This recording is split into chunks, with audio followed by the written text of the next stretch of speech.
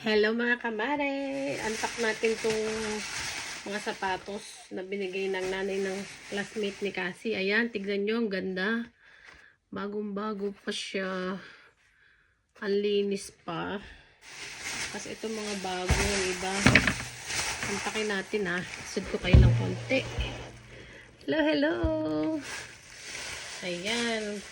Yan yung ganda ng boots. Bagong-bago pa talaga siya. Bagong boots.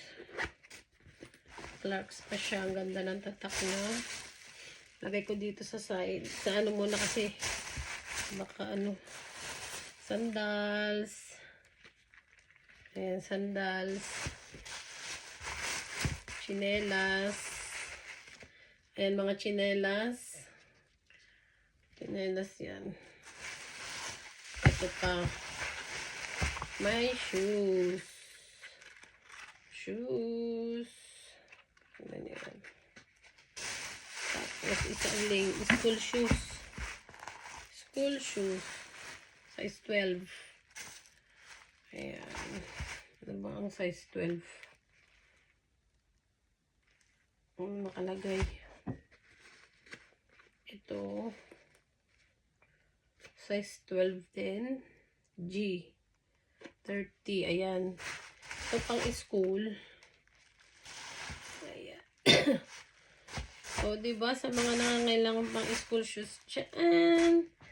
Mama mia. Mag-PM lang sa baba. Ito na yung mga shoes. Ito na yung mga shoes na binigay sa atin. Ayan. Nakalagay sa black bag siya. So, ganun lang mga kamare.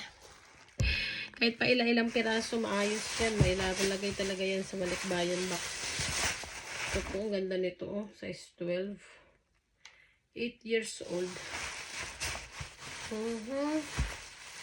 Ayan, ito siguro kasya. Pero itong isa hindi. Ayun. Size 12G. Maliit yung paan niya. Meron kasi nanghihingi ng shoes. Tignan natin kung ano yung magkakasya. Sorry, may mga sapatos pa dito. Oh.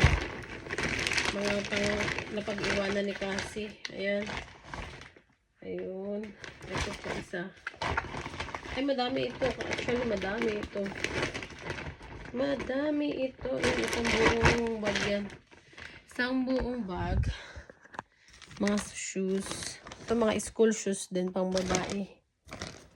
Oh, bago pa ito. Bagong school shoes. Ayan. At ilalagay natin yan lahat sa balikbayan box. Okay.